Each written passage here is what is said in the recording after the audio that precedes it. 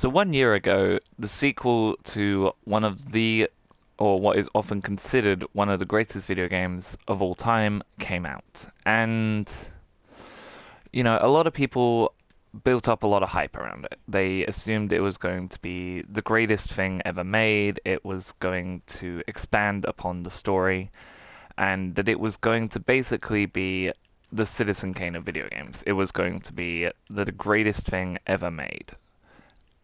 And then we got Cyberpunk 2077. I'm kidding, guys, of course. So, The Last of Us Part 2. Now, I am gonna flat out say I love this game. I think it's very good. I think it's very well made. I think the acting is incredibly well done. The characters are very, very well performed. Ashley Johnson, Troy Baker, and Laura Bailey do incredible performances, to be perfectly honest. And yet, I gotta be honest, is this the sequel I expected? No. So it's now been a year since this game came out, and the majority of the net trolls and haters have moved on to the next big controversy. So I wanted to finally just kind of get my thoughts on this game out there. I wanted to basically just have some straight up gameplay in the background and just talk about what I consider one of my favorite games in quite a while. Because to be perfectly honest, there hasn't been a game that has impacted me in the way this one has in a long time. So I'm just going to go through a few basic things, talk about my opinion on the game, talk about my thoughts, ways that it's good, ways that I feel good and can be improved. Because, yeah, I don't like everything about this game. There are a few things in this game that I would have done differently, I would have changed, but that never stopped me enjoying the game. So I just want to kind of go off on the most obvious thing before I basically get my thoughts and opinions out there, which is this is entirely my own opinion. So obviously, if you don't like this game, I'm not saying you're not allowed to, because obviously you are well within your right to have your own opinion and thought on this game. However, I do just want to state that, I personally really like this game. I think it's really good, but if you don't, that's fair enough. That's personal taste. There are some people who, for some reason, don't like Red Dead Redemption 2, even though I consider that one of the greatest games basically ever made. So yeah, when this game was first announced, naturally it had a lot of hype, and I mean like a lot of hype. A lot of people had high expectations for this game, and some people had unrealistic expectations of this game, I guess. And obviously, when things went the way they did, they were quite shocked, quite. I say they feel betrayed, but there's nothing to be betrayed by. A lot of them felt that it ruined the first game for them because the start of this game kills the previous game's protagonist, Joel. And while, yeah, I can understand people being upset about that, at the same time, you have to understand this world, the world that they live in, the kind of people who inhabit this world. Joel being killed for Ellie to truly take the spotlight makes perfect sense to me. It was basically all but guaranteed Joel was gonna die in this game. And, unfortunately, as much as I love Joel, that was inevitable from the start.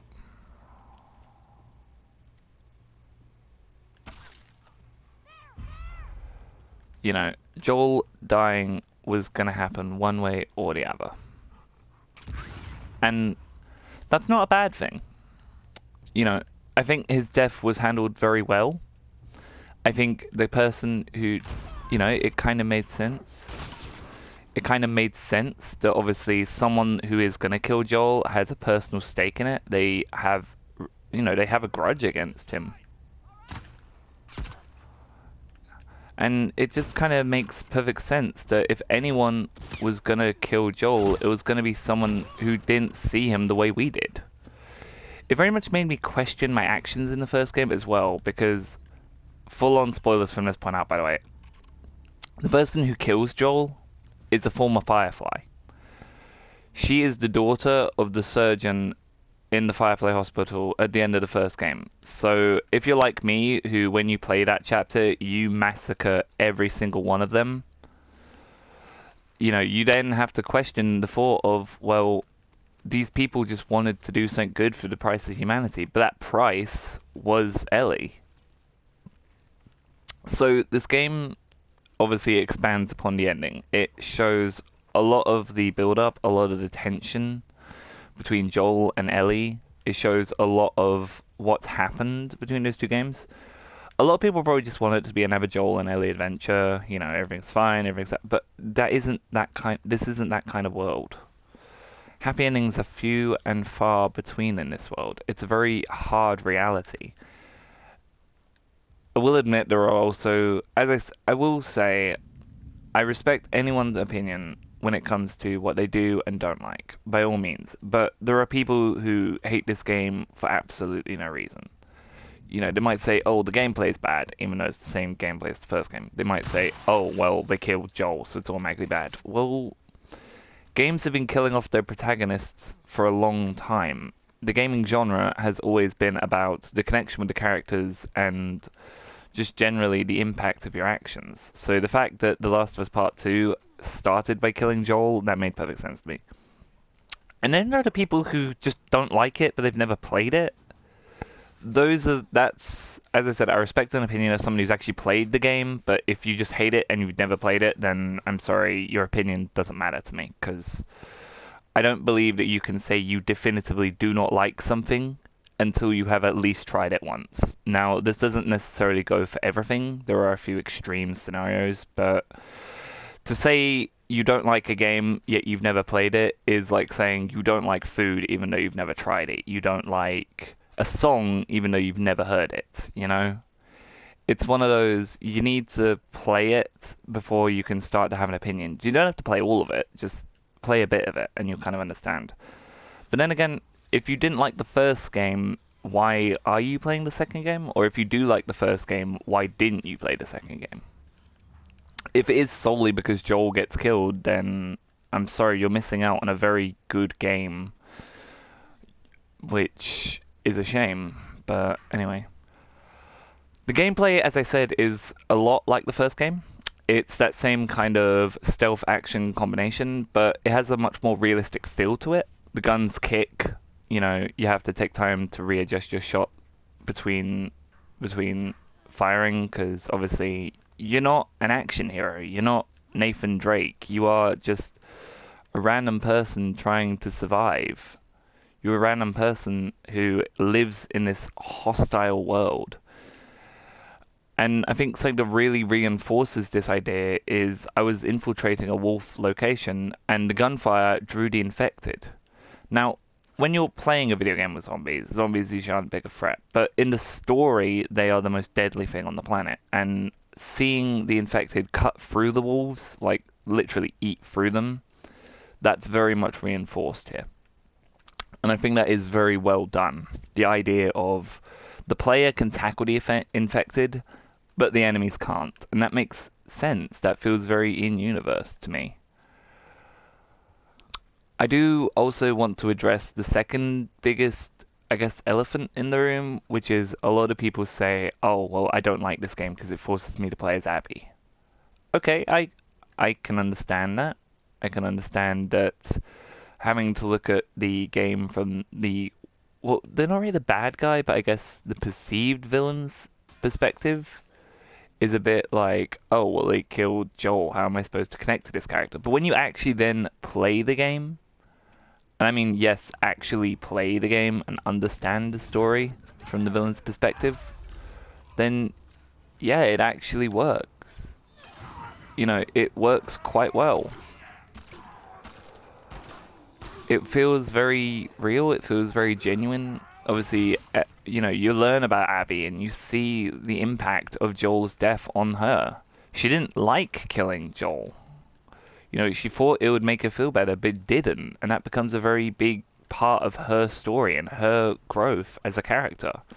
It's moving past this event that she's built up to years and years, and now having to basically accept that, okay, now what? I killed Joel, now what? You know, she's very much trying to just live her own life and trying to get through things the best she can. I do also just want to say, and I know I'd say a lot, like I say, oh, I want to say this and I want to say that, but I've got to be perfectly honest here. There are times where people say, oh, it's if you like this game, you're woke. If you like this game, you're an SJW. No, that's completely wrong. The people who say, oh, the only people who like this game are woke or are SJW, that isn't true at all. Yes, there are queer people in the game, but that's such a minimal and unimportant thing in the game. You know, it's barely even there. Yeah, Ellie is a lesbian, but, you know, that was kind of hinted in the first game with the Left Behind expansion. You know, yes, we have a trans character, and a lot of people assumed it was Abby because she was very muscular, but being muscular in an apocalypse makes perfect sense. You know, you're living in a scenario where it's very dangerous, very hostile, so you need to be tough. As for the character who is actually trans, Lev, I'm not going to go into spoiler territory because honestly, I think it's one of those stories that's best experienced rather than talked about. I'm just going to say though, there were times in the story where I was crying, I was emotional. I felt a lot like the character. I felt very in touch with them. There were times where the game made me cry. There got times where the game made me think, made me reflect on my actions. There's a moment very much earlier on where you see Ellie transform from an innocent girl who's having a nice life into someone who's just broken. They don't know what to do with themselves. And that very much mirrors Joel's journey in the first game, because after losing Sarah, he doesn't know what to do with himself.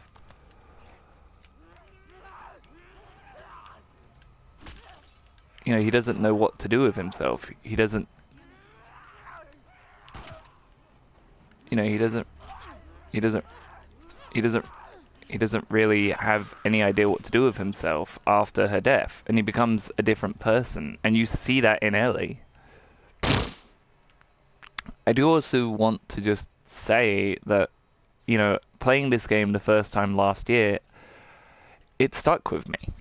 And then, obviously, I'm still playing it this year because I think it's that good. I enjoy playing it. I think the gameplay is very solid. I think the characters are very interesting. And it just, I guess it confuses me. I think that's the best way I can put it. It confuses me when people say, oh, I don't like this game. I think it's bad. I mean, that is your opinion at the end of the day, but at the same time, it's like you're trying to claim to hate something, and yet your only real answer is either, oh, I don't like it because Joel got killed, or oh, I don't like it because, you know, it makes you play as Abby. And that isn't really a good enough reason, in my opinion, to not like something. Oh, I don't like it because of one particular story thread that is very, you know, minimal. You know, you have an entire game and you don't like it because of one thing. That's like saying I don't like Mario Kart because of the blue shell. Or I don't like Borderlands because of the level design. And that's the kind of thought that I have here. You know, it's very much like you need to try and understand that when a game makes a sequel, it usually does something different. And what it does different is what defines it as its own game. I mean, this game could have easily fallen under what I call sequelitis. And what sequelitis is basically it just kind of like it has a sequel for no reason other than, oh, we wanted a sequel, so here you go. The Last of Us 2 actually tells a story that needed telling.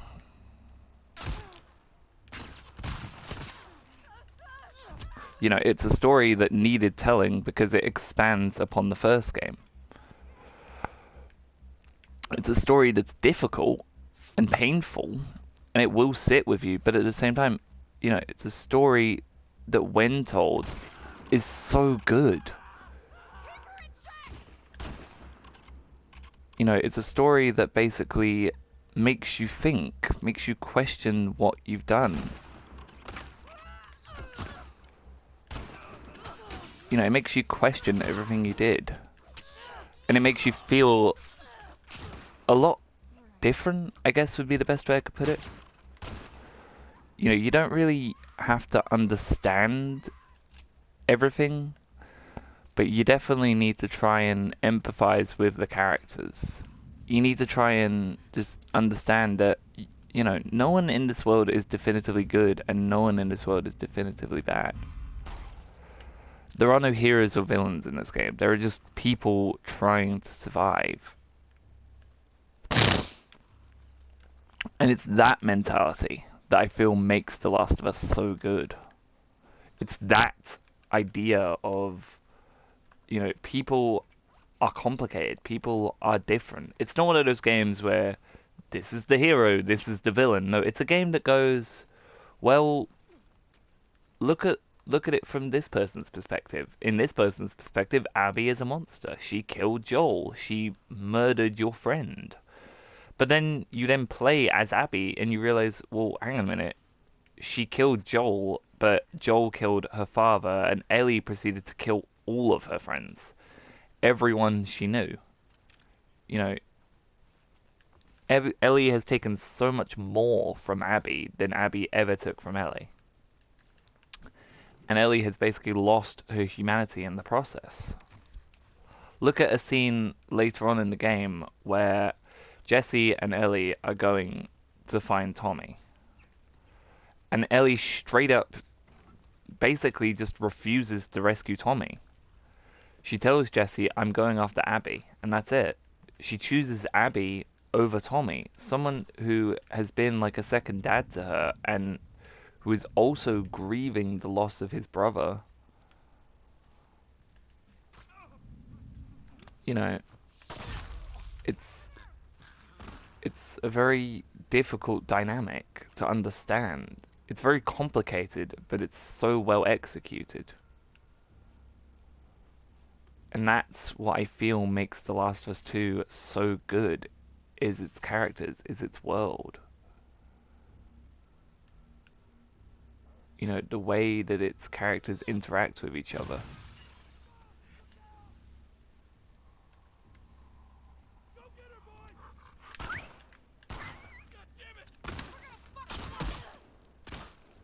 Oh god, I'm gonna die.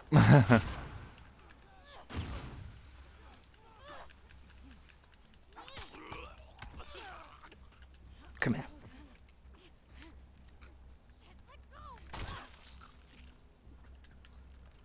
Alright, back for here. Anyway, but I just wanted to kind of get my thoughts out there on the game, on the story.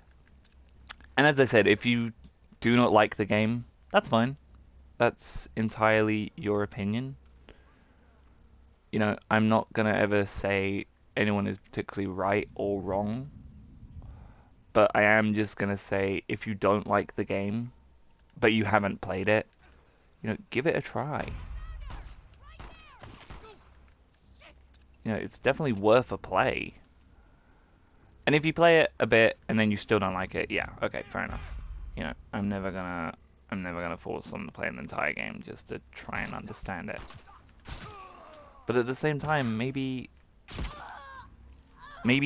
I don't know, try and just give it an honest try. You know, don't play it for like 10 minutes, say, oh, I don't like it, and move on. Properly try and get immersed. Because if you do, you will definitely enjoy this game a lot more. And that's just honestly my opinion. Anyway, I've been Kashmir Nikita. Thank you so much for watching today. If you do like this video and you want to see more videos like it, I do have a full Let's Play series for The Last of Us Part 1. I am planning on doing a full Let's Play of Part 2. However, just where I've had a busy schedule, I haven't really had time, because this is a very, very long game.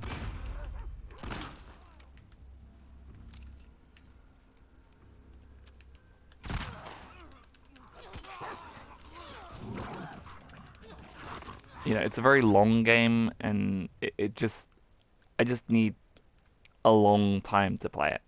But thank you for watching today.